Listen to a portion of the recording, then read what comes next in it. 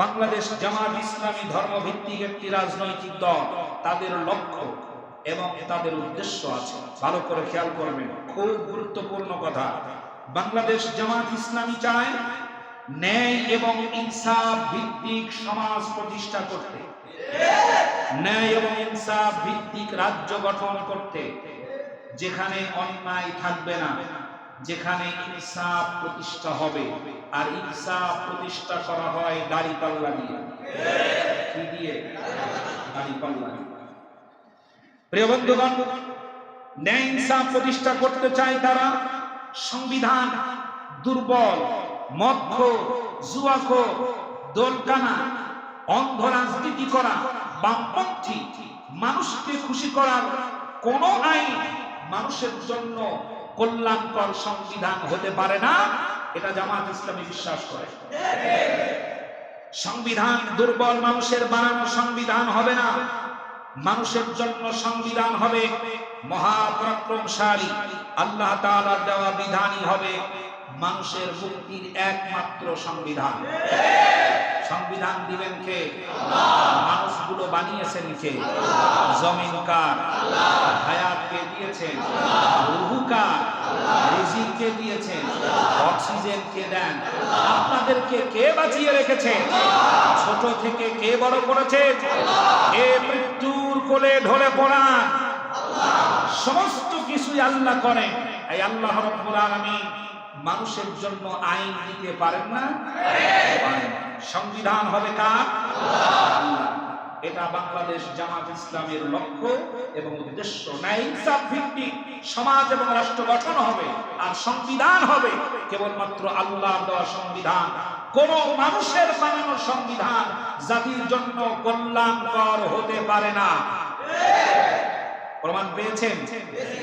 আইন তৈরি করে নিষিদ্ধ ঘোষণা করলো বাংলাদেশ জামাত ইসলামী, ইসলামী আন্দোলনকে নিষিদ্ধ করলো। এটা কি গোটা জাতির কল্যাণের জন্য? না, তার নিজের ক্ষমতা মাত্র টিকিয়ে রাখার জন্য। বাকশাল তৈরি করেছিল সংবিধান দিয়ে তার বাবা। এই বাকশাল তৈরি করেছিল জাতির কল্যাণে নয়, বাকশাল তৈরি হয়েছিল তার নিজের কল্যাণে।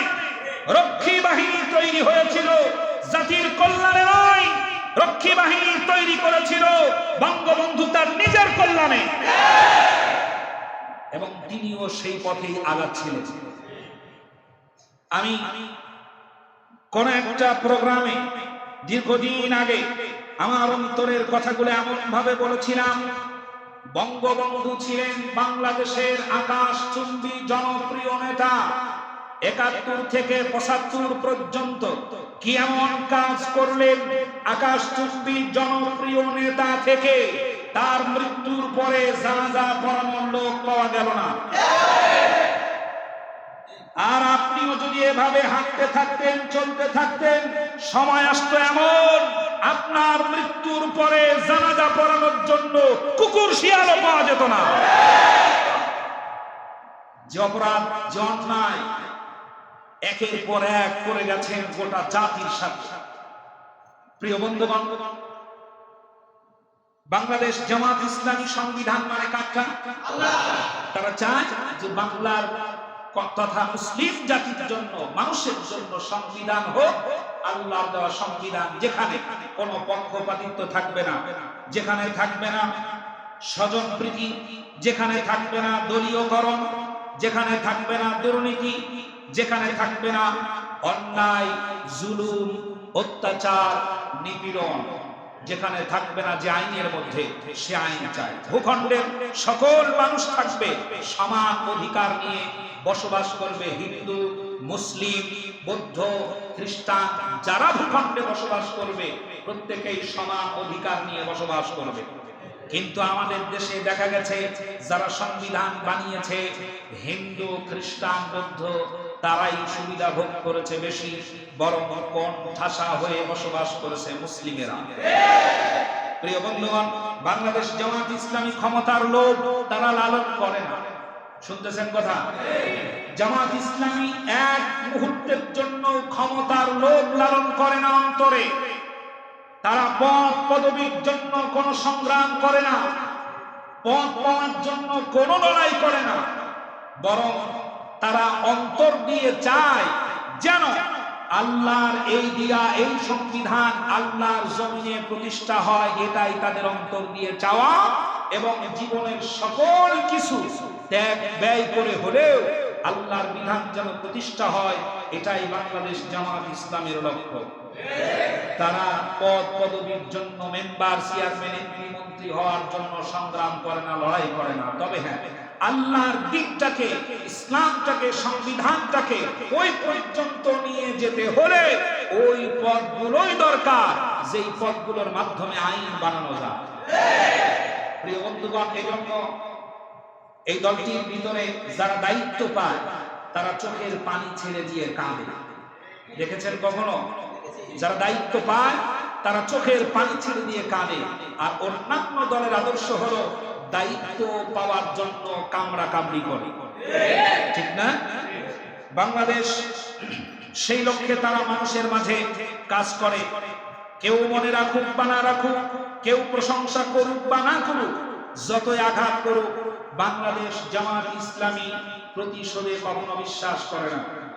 এজন্য আমি ডক্টর শফিকুর রহমান তিনি বলে দিয়েছেন, হে আমার জাতি, প্রতিশোধে কল্যাণ নেই, কল্যাণ আছে ক্ষমা করে দেওয়ার মাধ্যমে। এত নির্যাতন করার পরে যার মুখ দিয়ে এমন কথা বের হয়, তার আদর্শ তোমার কাছে ভালো লাগে না, তাকে নিষিদ্ধ করার পাই তারা করে। প্রিয় বন্ধুগণ, বাংলাদেশ জামাত ইসলামী সংগ্রাম করে আল্লাহর দ্বীনটাকে জমিনে প্রতিষ্ঠা করার জন্য। এবং এই দলে আপনি চাইলেই একজন নেতা হতে পারবেন না, চাইলেই আপনি একজন দায়িত্বশীল হতে পারবেন না। একটা ওয়ার্ডের দায়িত্ব চাইলেই আপনি পাবেন না, চাইলেই আপনি একটা ইউনিয়নের দায়িত্ব পাবেন না, চাইলেই আপনি একটা থানার দায়িত্ব পাবেন না, চাইলেই আপনি একটা জেলার দায়িত্ব পাবেন না। এই দায়িত্ব পাওয়ার জন্য টাকা গণনা করা হয় না, জনপ্রিয়তা গণনা করা হয় না। দায়িত্ব পেতে হলে আপনাকে যেভাবে এগিয়ে আসতে হবে, প্রথমে আপনাকে হতে হবে সহযোগী, ঠিক না? এরপরে হতে হবে সক্রিয় সহযোগী, তারপরে আপনাকে কর্মী হতে হবে। কর্মী সিলেবাস আছে, সেখানে কোরআন আছে, হাদিস আছে, তা পড়ার পর তারপরে আপনাকে কর্মী ঘোষণা দেওয়া হবে। কর্মী ঘোষণা দেওয়া হবে, এরপরে আপনাকে হতে হবে রোকন। বাংলাদেশ জামাত ইসলামীর সবচাইতে পাওয়ারফুল জনশক্তি হলো রোকন। একজন রোকন, বলা হয় রোকন মানে স্তম্ভ, খুঁটি। এই যে পিলার গুলো দেখতে পান, বিল্ডিং দাঁড়িয়ে থাকে কিসের উপরে? ওনাকে আসতে দেন সম্মানের সাথে। প্রিয় বন্ধুগণ, রোকন যদি আপনাকে হতে হয়, লক্ষ্য করবেন কথাগুলো, রোকন যদি আপনাকে হতে হয়, 1 নাম্বার ফরজ ওয়াজিব কখনোই ছাড় দেওয়া যাবে না, ফরজ ওয়াজিব মানতে হবে। 2 নাম্বার কবিরা গুনার সাথে সম্পর্ক থাকা যাবে না, কবিরা গুনাহ ছাড়তে হবে। 3 নাম্বার হারাম পথে উপার্জন করা যাবে না। 4 নাম্বার অন্যের হক নিজের দখলে থাকলে যত কোটি টাকারই হোক তা ফেরত দিতে হবে। যতক্ষণ ফেরত দিবেন না ততক্ষণ আপনি রোকন হতে পারবেন। বাংলাদেশ জামাত ইসলামী সহজ নয়, এটা বড় কঠিন বিষয়। এরপরে আপনার মানবীয় গুণাবলী অর্জন করতে হবে। এরপরে কোন রকম সুদী কারবারে এক চুল পরিমাণ জড়িত থাকা যাবে না, ঋণ থাকতে পারবেন না। সবগুলো ক্লিয়ার করার পর 65টি বই পড়ার পরে, তাফসীর পড়ার পরে, ইতিহাস পড়ার পরে, হাদিস পড়ার পরে, বিসিএস ক্যাডারের মতো পরীক্ষা নেওয়ার পর তারপর বাংলাদেশ জামাত ইসলামী বানায় একজন রকম। এত সহজ নয়। এমনি এমনি বাংলাদেশ জামাত ইসলামী এখনো টিকে থাকে না। তারা সৎ চরিত্রবান লোকদেরকে দিয়েই দল পরিচালনা করে। যদি কেন্দ্র থেকে 10,000 টাকা আসিয়া এই গাজীর চটের জন্য আসে, 4 আনা পয়সাও যেন না কমে যায়, সেই মানুষ তৈরি করার কাজ করে বাংলাদেশ জামাত ইসলামী। এবং তার প্রমাণ গোটা জাতি দেখেছে। যাদেরকে আপনারা ফাঁসির কাস্টে ঝুলিয়ে দিয়েছেন, মাওলানা মতিউর রহমান নিজামী মন্ত্রিত্ব চালানোর পরেও এক চুল পরিমাণ দুর্নীতি খুঁজে পাওয়া যায় না। বরং বাংলাদেশের ইতিহাসে একজন মাত্র বাগের বাচ্চা তিনি তার বাজেটের টাকা সমস্ত কাজ করার পরেও বকরি টাকা, বেঁচে যাওয়া টাকা মন্ত্রণালয়ে ফেরত দেয়। এর নাম জামাত ইসলামী। শুধুমাত্র খুনি ডাইনি শেখ হাসিনার তৈরি করা রাজাকার শব্দ দিয়েই এই দলটাকে ঘায়েল করতে চান, পারবেন না। প্রিয় বন্ধুগণ, রাজাকার এর তালিকা তৈরি করেছিল বাংলাদেশ আওয়ামী লীগ। তালিকা তৈরি করার পর গোটা জাতি জানতে পেরেছে জামাত ইসলামের মধ্যে যারা ছিল তারা সব শেষ। কিছু আছে বিএনপির মধ্যে, অধিকাংশ রাজাকার আওয়ামী লীগের ভিতর। এবং শুধু তাই নয়, তার নিজের কন্যা সন্তানের শ্বশুর, পুতুলের শ্বশুর পিস কমিটির সভাপতি এবং সবচাইতে কুখ্যাত রাজাকার। এটা তার চোখে পড়ে, এগুলো তার চোখে পড়ে। বাংলাদেশ আওয়ামী লীগে যোগদান করেছে অনেক রাজাকার, এগুলো চোখে পড়ে। শুধুমাত্র পাইছে একটা শব্দকে ব্যবহার করে এটাকে যেন শেষ করে দেওয়া যায়। কারণ ওরা যদি চায়, যেটা চায় সেটা যদি সংবিধান আকারে চালু হয় এদেশে, তাহলে আমার লোকদের হাত থাকবে না, পা থাকবে না, ফাঁসির কাস্টে আবার ঝুলতে হবে।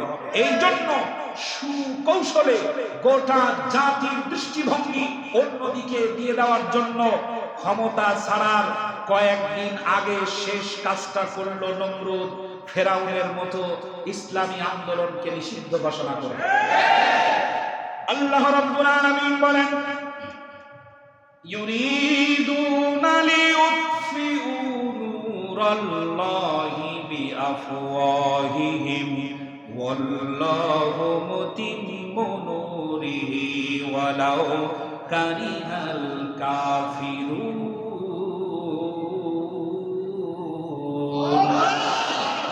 আল্লাহ রাব্বুল আলামিন বলেন, আল্লাহর দ্বীনকে, আল্লাহর বিধানটাকে, ইসলামটাকে আল্লাহ রাব্বুল আলামিন প্রজ্বলিত করবেন।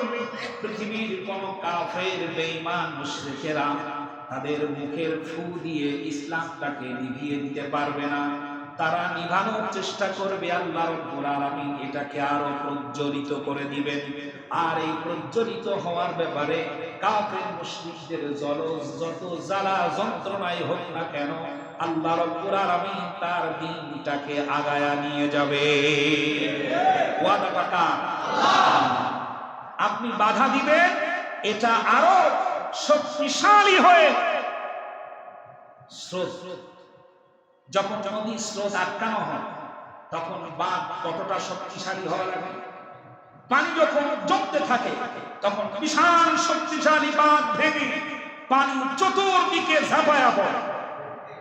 ইসলামী আন্দোলন, বাংলাদেশের যারা ইসলামী আন্দোলন করে তাদেরকে নিষিদ্ধ করতে চাইবেন, চতুর্দিকে ঝাঁপিয়ে যাবে এভাবে।